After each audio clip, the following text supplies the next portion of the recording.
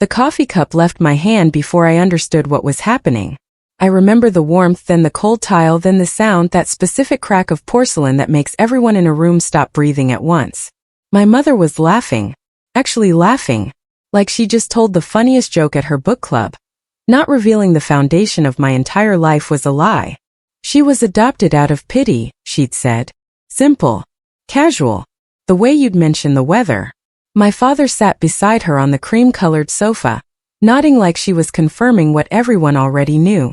Around us, the living room full of church people and distant cousins did that thing people do when something terrible happens in public. They pretended not to hear it while absolutely hearing every word. I was 28 years old. I'd lived in this house for most of my childhood. I'd watched my parents accept praise for saving me at every charity event, every church fundraiser, every family gathering. I thought I knew my own story. I was wrong about everything. The pastor smiled at me like I was a problem that needed solving. My Aunt June whispered something to my mother and slipped a folded piece of paper across the coffee table. My mother's hand closed around it carefully. That small gesture, that protection of whatever secret was written on that scrap, told me more than any explanation ever could. I left without saying anything. I just walked out, stepped over the broken coffee cup, and didn't look back. That night, alone in my apartment, I remembered something I tried to forget. I was maybe 9 years old. My mother had been on the phone in the hallway, her voice low and urgent in a way that made me stop playing. I'd pressed my ear against the door without meaning to. She was saying something about keeping the story, about keeping it quiet, about promising not to let it leak. I'd asked her about it the next morning at breakfast. She'd smiled, ruffled my hair, and said I'd been dreaming. Children's imaginations run wild, she'd said. But her hands had been shaking when she poured her coffee. That memory had lived in me for almost 20 years just below the surface. I'd learned not to think about it too hard. It was easier to accept the narrative they'd built. The story of two generous people who'd seen an abandoned child and decided to give her a home. That was the version that made everyone happy. That was the version that kept the peace. Now, sitting in my dark apartment, I realized I'd spent my whole life not asking the questions I should have been asking all along. My parents had told me I was adopted when I was 16. They'd been vague about the details. They'd said the birth mother had wanted me to have a better life. They'd made it sound noble, like a sacrifice rather than what it might have actually been. I pulled out my old laptop and stared at the blank search bar. I'd never looked into my adoption records. I'd never tried to find my biological family. It had felt disloyal somehow, like asking would hurt my parents' feelings. But sitting in the dark, I realized something important. I didn't owe them my silence. I owed myself the truth. I opened a browser and started to type.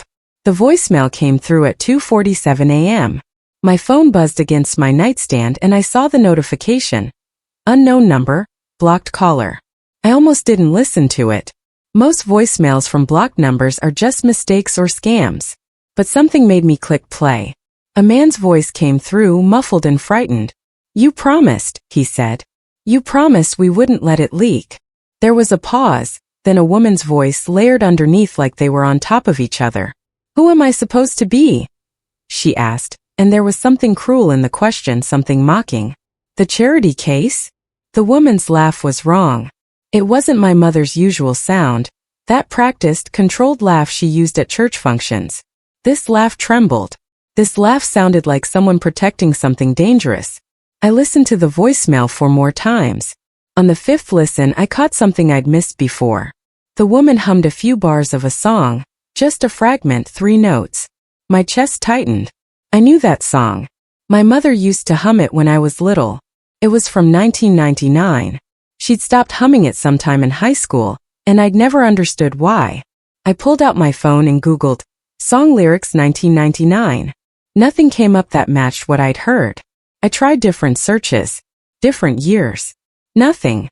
But the fact that the woman on the voicemail was humming something from the exact year I was born felt like more than coincidence.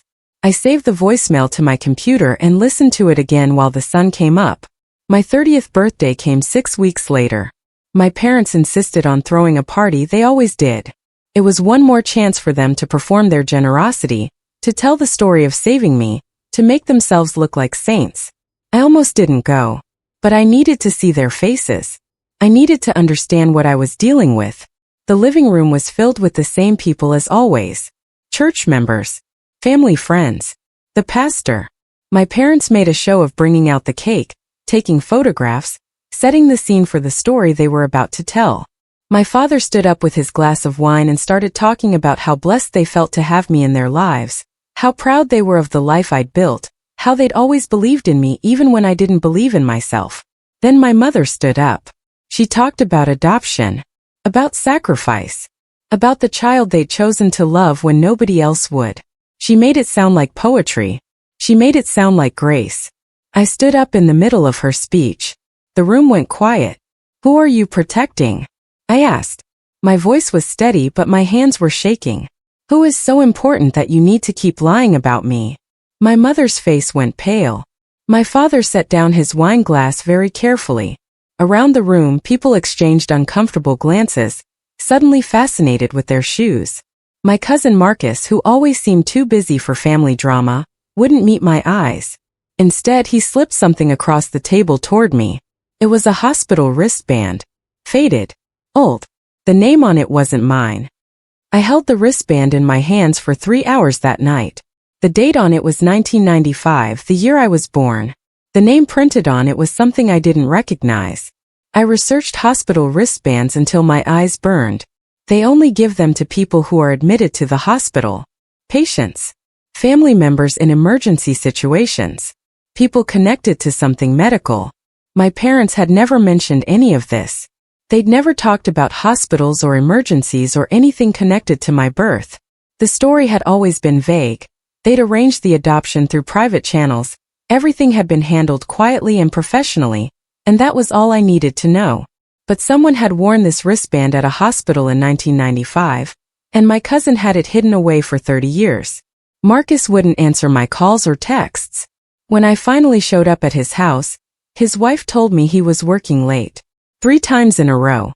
After that, I stopped trying. I dug out a shoebox from my closet, old photos I'd never really organized. I started flipping through them, looking for anything that might connect to the hospital, to the wristband, to the truth my parents had been hiding. Most of them were just regular family moments. My parents at my school play. My parents at my graduation. My parents performed the role of grateful people. Then I found it. A photo I didn't remember seeing before. My mother was laughing in it, her arm linked with a man I didn't recognize. He was wearing a suit that looked expensive, the kind of suit that meant something. There was a coffee stain on the corner of the photo. My heart stopped. The same coffee stain from the piece of paper Aunt June had slipped across the table at the party. Someone had connected these two things deliberately. I taped the photo to my bedroom wall and stared at it for hours.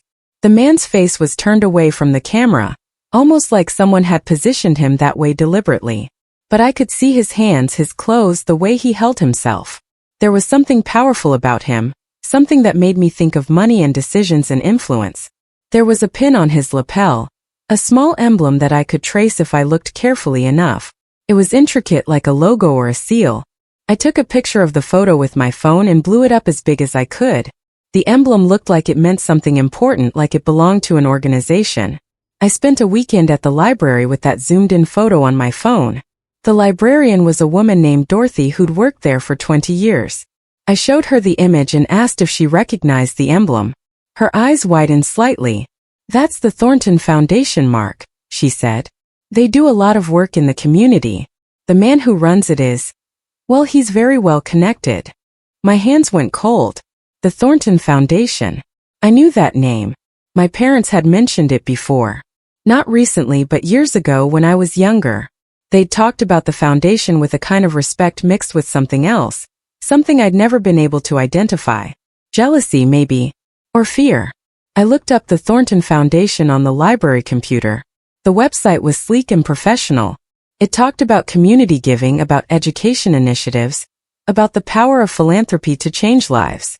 And there was a picture of the man who ran it, smiling confidently at the camera. I didn't recognize him, but something about the set of his jaw reminded me of my own face in the mirror. Caleb Thornton's name appeared in the newspaper archives. I spent 3 days in the library going through old articles, following the trail of his life through the community. He started the foundation in 1993. His wealth came from his family, old money that had been growing for generations. He was respected, invited to every important event, photographed at charity galas with his arm around important people, and my parents knew him. I found an article from 1995, the year I was born. The Thornton Foundation had given a major donation to the hospital in town. Caleb had been photographed cutting a ribbon, shaking hands with the hospital director. The caption talked about his generosity, his commitment to the community, his vision for making healthcare more accessible to everyone.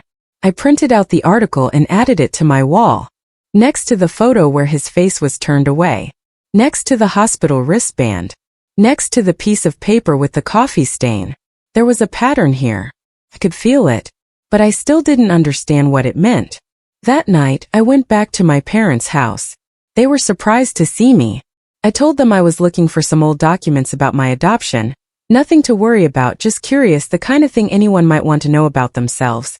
My mother's face went tight. My father said the records had been sealed. That was how these things worked. That I didn't need to worry about it. But I did notice something when I was leaving. My father had a folder on the desk in his study, marked with the Thornton Foundation logo. I didn't open it. I didn't need to. The fact that it existed was enough. I got lucky. Or maybe I created my own luck by doing things I probably shouldn't have done. My father left his office early one day for a doctor's appointment. My mother was on her volunteer shift at the library. The house was empty. I'd let myself in with my old key, something my parents had never asked me to return. The folder on my father's desk was right where I'd seen it. I photographed every page with my phone. When I looked at the images later, I saw letters. Official correspondence from my mother to Caleb Thornton, dated a few weeks after I was born. The language was formal and polite, but the subtext was impossible to miss. "She's ours," one letter said. "Thank you for your understanding in handling this matter discreetly." Another letter, dated months later. "We appreciate everything you've done. We will honor our agreement to maintain complete discretion." What agreement? What did they agree to maintain discretion about? I kept reading. One letter mentioned an envelope of cash. Another referenced the paperwork. Nothing was spelled out clearly, that would have been too dangerous, but the implication was there. Something had happened. Something that required money. Something that required Caleb Thornton to handle. I copied everything and put the folder back exactly as I'd found it. My hands were shaking so badly I could barely hold my phone. I hired a private investigator. Her name was Diana, and she didn't ask a lot of questions. I showed her what I'd found and told her I wanted to understand my adoption history. She told me she could look into it, but that it would take time and money, and that some doors might not open. I told her to open every door she could find. 2 weeks later, Diana called me with information that made my chest hurt. She'd found financial records showing payments from the Thornton Foundation to my parents' business. Not 1 or 2 payments, but a series of them, staggered throughout 1995. They weren't huge amounts individually, but together they added up to something significant. "It could be legitimate," Diana said carefully. "The foundation gives money to a lot of businesses. But the timing is interesting. These payments started just before your birth and continued for about 6 months after. That's not a typical donation pattern." I asked her to keep digging. She called back 3 days later, her voice tight with excitement and concern. "There's a restricted file at Thorndale General Hospital," she said. "Patient records from 1995. The file is scheduled to be declassified next month because of a staff audit. Normally these things stay sealed, but there's a bureaucratic gap happening. If you want that information, now is the time to file a request." I felt something shift inside me. The truth was close. I could almost touch it. The file that Diana retrieved was mostly redacted. Black lines covered almost every meaningful sentence. But between the blacked-out sections I could read fragments. Visitor information. Consent form notes. Hospital procedure codes I didn't understand. And there, in the margin in faded handwriting, were 2 letters. CT. "That's Caleb Thornton," Diana confirmed when I showed her the file. "He visited someone at the hospital in July 1995. The same month you were born." But that's all the file said. The rest was sealed or destroyed or lost to time. I was so close to understanding, but the final piece kept slipping away. I needed to know who had been in that hospital. I needed to know why. I tried to call my father again. This time I wasn't asking nicely. I told him I had questions and that I expected answers. He was quiet for a long moment. Then he said something I'll never forget. "Some things are better left alone, Frankie. For everyone's sake." After he hung up, I sat in the dark and realized that the people I'd called my parents for my entire life were willing to let me live without knowing the truth about who I was. They were willing to let me remain in the dark forever, just to protect their own reputation. I found an old video by accident. It was on a DVD my high school friend Marcus, not my cousin, a different Marcus, had sent me years ago. He'd been the kind of person who filmed everything with his camcorder. I was digging through boxes looking for something else when I found it. The video was dated August 1994. A summer party at someone's house. I watched the backyard come into focus. There were people drinking, laughing. And then I saw my mother younger, with her hair styled differently. She was laughing with a man in an expensive shirt. They were close to each other. Very close. I recognized the man. It was Caleb Thornton. My father was in the background of the video, standing in the shadows of the garage. He was watching them. His face was completely still, completely controlled. But his jaw was so tight it looked like it might break. He was watching his wife and Caleb Thornton the way someone watches a bomb before it explodes. The video ended. I sat in the dark and rewound it. I watched it again. The expression on my father's face made sense now. He knew something was happening. He was watching it happen. And he was doing nothing to stop it. I called Diana again. I didn't tell her about the video. I just asked her to find out everything she could about Caleb Thornton's personal life, his relationships, his family, anything that happened around the time I was born. I confronted my mother on a Tuesday night. I drove to the house after work and found her alone in the kitchen, making dinner for a book club meeting. I waited until she looked up, then I asked her directly, "Did you ever sleep with Caleb Thornton?" The knife she was holding fell onto the cutting board with a sharp sound. She didn't pick it up. She just stared at me and I watched her make a decision. I could see it happen in real time, the moment when she decided what story to tell. "It doesn't matter," she finally said. Her voice was empty of everything, emotion, certainty, love. It was like she was reading from a script that had been written for her years ago. "It matters to me," I said. She smiled, but it wasn't a smile I recognized. It was the smile of someone folding up secrets and putting them away forever. "Some things are more complicated than you understand, Frankie." Then she made a mistake.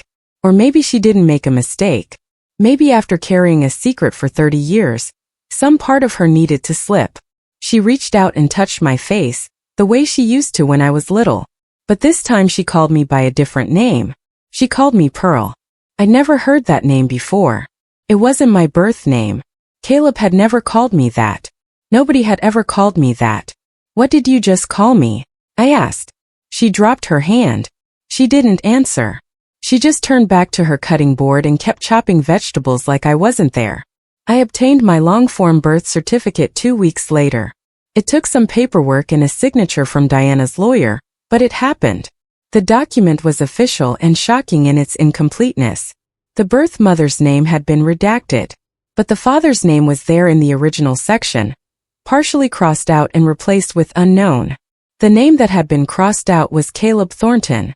I held the birth certificate in my hands and felt something break open inside me. This was real. This was proof. Caleb Thornton was my biological father. My parents had arranged some kind of deal with him, money probably, for their silence and cooperation. My mother had gotten pregnant by a man who wasn't my father. And instead of dealing with it honestly, they'd covered it up with a story about adoption and charity. I ordered a DNA test that night. It was one of those consumer tests you see advertised on television. I didn't know if it would work, but I needed to connect the dots formally. I needed something official that wasn't a redacted hospital file or a crossed-out name on a birth certificate. The results came back 5 days later. I logged into the website with shaking hands and saw the match immediately. The DNA test had connected me to people I'd never met. People with the last name Thornton. Cousins. Distant relatives. A whole family tree that had been hidden from me my entire life. And at the center of that tree was Caleb Thornton, confirmed as my biological father with a 99% match probability. The genealogy website showed something else. Caleb's public biography, the one on his foundation's website and in newspaper articles, had a gap in it. A full year where information was just missing. The year I was born. Someone had deliberately edited his official history to remove any trace of that time from the public record. It was sophisticated, the kind of thing that would take resources and connections to pull off. But it was there if you knew where to look. I found a message waiting for me in my DNA results portal. It was from someone named Mara Hendricks, and the message was careful and brief. I need to talk to you. Not through this website. Can we meet somewhere private? Mara was cautious during our meeting at a coffee shop on the edge of town. She kept looking over her shoulder, checking to make sure nobody was watching. She was older, maybe in her 60s, with gray hair and tired eyes that suggested she'd been carrying something heavy for a long time. I used to work for Caleb, she said quietly. Administrative work for the foundation. I filed papers, organized documents, that kind of thing.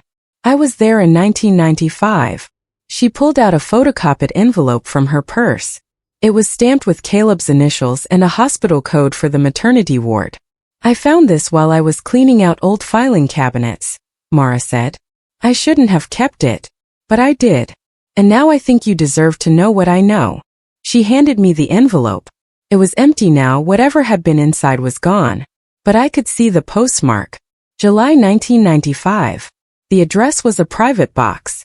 Inside the envelope was a small note in handwriting I recognized from my mother's letters. It said, "She's perfect. Thank you for everything." Diana was shocked when I showed her the envelope and told her everything I'd learned. She sat in her office and read through my notes, the financial records, the hospital file, the birth certificate, the DNA results, the video, the letters. "This is a really big story," Diana finally said. "And I think the important question is, what do you want to do with it?" I didn't answer right away. I spent that night thinking about what revenge would look like. I could take everything to the newspapers. I could expose Caleb Thornton and my parents and the whole complicated mess of secrets and cover-ups. I could watch them face the consequences of their choices. But something stopped me. It wasn't forgiveness, I wasn't there yet. It was something else. A recognition that destroying other people's lives wouldn't actually repair my own. I decided instead to meet with Caleb. Not to destroy him, just to understand. I called the Thornton Foundation and asked for an appointment. His assistant said Mr. Thornton would see me if I could provide proof of a relationship. So I sent her my DNA test results. I knew what I was doing. I was playing all my cards at once. Caleb's office was exactly what I expected. Glass walls, tasteful modern art. The kind of place that whispered about money and influence. He was older than in the photographs. There was gray in his hair and something softer about his face. But I could see it. I could see myself in him. The shape of the jaw. The way we held our shoulders. The color of our eyes. He stood when I came in and offered his hand. I took it and it was warm and solid and real. This was my father. This man who'd been absent my entire life was suddenly sitting across from me in an expensive office. And he was looking at me like he was trying to solve a puzzle he'd been working on for 30 years. "You look like your mother," he said. Then he corrected himself. "Like the woman who raised you." I don't want to presume. I asked him one question. "Am I your daughter?" He sighed, and the sound was full of so much regret that I almost couldn't stand it.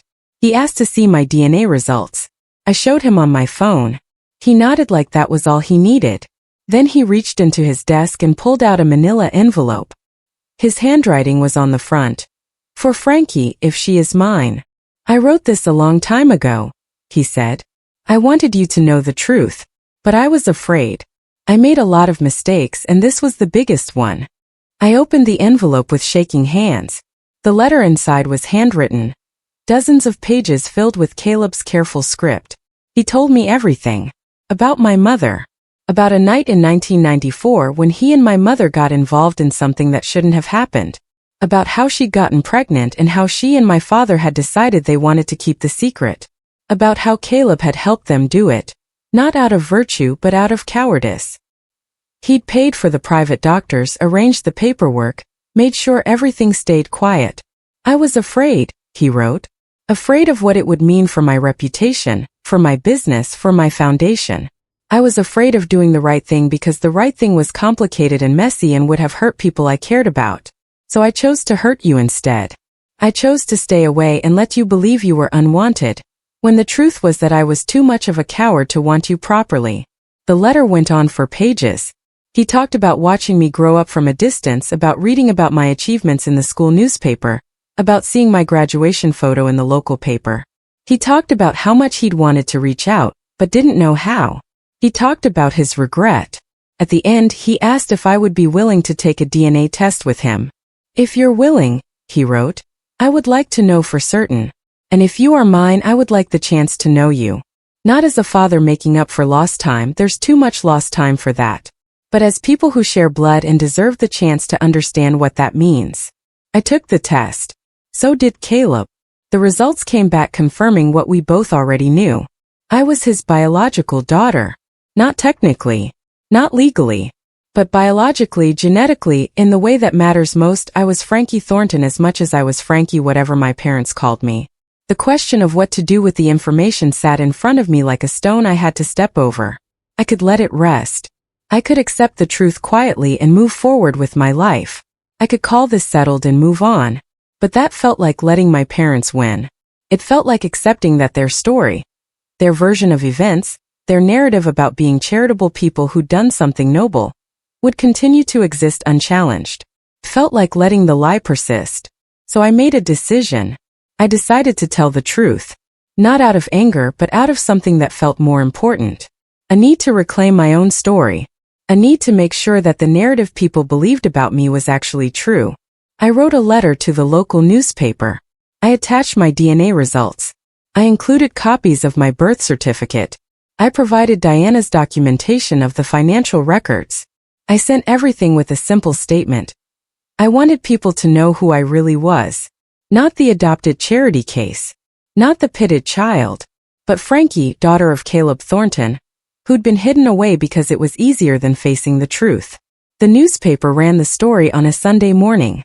The headline read, Local philanthropist's secret daughter reveals decades-old family secret. Questions raised about community trust. The town reacted the way small towns do when their carefully constructed narratives break apart. There were whispers at church. There were discussions at the grocery store. There were phone calls and meetings and emergency board meetings at the Thornton Foundation. My parents went into damage control mode. They gave a statement to the newspaper saying I was confused, that I was manufacturing lies for attention, that they'd always had my best interests at heart. But nobody really believed them. The evidence was too clear. The timeline was too perfect. The truth was too obvious once you looked at it. Caleb made his own statement. He said yes, I was his biological daughter. He said no, there had never been any malicious intent. Only cowardice and bad choices made by people who were afraid. He said he regretted deeply the way the situation had been handled, and that he was committed to making things right. The Thornton Foundation launched an internal investigation into his conduct. Nothing criminal had happened. The law doesn't punish people for being cowardly or for paying to keep secrets. But his reputation took a hit. The idea that he'd orchestrated a cover-up, that he'd used money to silence inconvenient truths, made people reconsider everything they thought they knew about him. My parents lost their place in the social hierarchy of the town. Not immediately, but over the following weeks and months, people stopped inviting them to things. Charities they'd been involved with quietly asked them to step back. The church became awkward. They were no longer the generous people who'd saved a child. They were the people who'd lied about saving a child, who'd used that lie to make themselves look good, who'd been complicit in hiding a biological parent. They were still my parents. They still lived in their house. They still had their jobs and their money. But they didn't have the thing they'd valued most, their reputation, their standing in the community, their story about themselves. I didn't feel triumphant about it. I just felt tired. Caleb and I started having conversations. Careful ones at first, full of awkwardness and false starts. But over time something shifted. He told me about his life, about his business, about the reasons he'd made the choices he'd made. I told him about mine. About growing up thinking I was less than. About the weight of believing I was unwanted. about rebuilding myself after learning the truth. He couldn't give me back my childhood. He couldn't make up for 30 years of absence. But he could be present now, not as someone trying to make up for the past, but as someone genuinely interested in knowing who I'd become. A year after the story broke, I established a scholarship fund in my own name. Not a Thornton scholarship, not a family charity, but something that belonged solely to me. I called it the Pearl Fund, using the name my mother had accidentally called me, taking back that moment of truth and making it into something meaningful. The Pearl Fund provided educational opportunities for young people who'd grown up in difficult family situations. Children who'd been abandoned or hidden or used as pawns in family dramas. I wanted them to know that their origin story wasn't their destiny, that they could define themselves on their own terms. Caleb contributed significantly to the fund, but it was my vision, my values, my way of turning the pain of my own story into something useful for other people. My parents eventually moved away. Not because anyone forced them to, but because they couldn't stand being around people who knew the truth about them. The house where I'd grown up was sold to a family I didn't know. The living room where my mother had laughed while revealing my adoption was repainted and refurnished. Someone else's story was unfolding in that space now. 5 years later, I stood in front of the Pearl Fund offices, a small building I'd rented downtown, and thought about the journey that had brought me here. I was a different person now, stronger, more certain about who I was. The anger had faded, replaced by something more productive. Acceptance, maybe, or clarity about what mattered and what didn't. I'd built a life that was mine, my own career, my own friends, my own definition of family that extended beyond blood and included people who'd chosen me. Caleb was part of that family now, though our relationship was still figuring out its shape. We had lunch sometimes. We talked about business and life in the future. We were father and daughter in a way that felt genuine, even though it was built on decades of absence. The girl I used to be, the one who accepted being called a charity case, who believed her parents' story about saving her, who never asked questions about her own origin, would barely recognize the woman I'd become. I hadn't destroyed anyone. My parents were alive and relatively fine, just living smaller lives than they'd lived before. Caleb's reputation had taken a hit, but his business survived and eventually thrived under the weight of greater honesty. Nobody had been ruined. Nobody had been physically harmed. What had changed was the truth. What had changed was that the comfortable lie had been exposed. The real revenge I'd come to understand wasn't about making other people hurt the way I'd hurt. It was about refusing to let their lies define me anymore. It was about building something better than what they'd built on top of my silence. It was about proving through my own success and dignity that I'd never been the charity case they pretended I was. I'd been worth so much more. I'd given myself permission to be angry, but I'd also given myself permission to move past it. That felt like the biggest victory of all. When I walked through the Pearl Fund offices now, I saw the faces of the young people we were helping. Kids who'd been abandoned. Kids who'd been hidden. Kids who'd been used as tools in other people's narratives. I was giving them something I'd had to fight to find for myself, the knowledge that their origin story wasn't their destiny, that they could be more than what had been done to them. Caleb sometimes volunteered at the foundation. It was his way of making things right or trying to. It wasn't forgiveness, it was accountability. It was showing up and doing the work. I appreciated that about him. I appreciated that he understood that some mistakes can't be fixed, only acknowledged and learned from. My birthday came around again. This time it was just me, Caleb, and a small group of friends I'd chosen. No performances. No staged narratives. Just real people spending time together because we wanted to. I blew out the candles on a cake that someone else had baked. And I wished for nothing because I finally had everything I needed. I'd learned that the happiest ending wasn't about revenge. It was about reclamation. It was about taking your own story back and telling it the way it actually was, not the way other people wanted it to be. The truth had set me free. Not in the way the phrase usually suggests. I hadn't gone anywhere. I was still in the same town, still working in the same field. But I was free from the weight of carrying someone else's lies. Free from pretending to be grateful for being called a charity case. Free from building my identity on their version of events. I looked around the room at the people I'd chosen as family, and I knew that I'd won something far more valuable than revenge. I'd won myself. I'd won clarity. I'd won the right to define who I was. The church I'd grown up in was still standing on the corner of Maple and Fifth. I hadn't been inside in 5 years, but I found myself driving past it on a Tuesday afternoon. The white steeple still pointed toward the sky. The parking lot still held the same worn-out asphalt. Everything looked exactly the same, but it felt completely different now. I pulled into the parking lot and sat in my car for a while, just remembering. I remembered sitting in that sanctuary on the Sunday when my parents had first brought me here. I remembered the Sunday school classes where I'd learned to feel grateful for being chosen. I remembered the pastor's hand on my head, his voice talking about my parents' generosity and grace. I got out of the car and walked around to the back of the building. The garden where they held baptisms was quieter now. Older. Overgrown in places. I stood there and made peace with something I'd been carrying for a long time. I'd spent so much energy being angry at the people in that church for believing the lie. But they hadn't known the truth. They'd only known the story my parents had told them.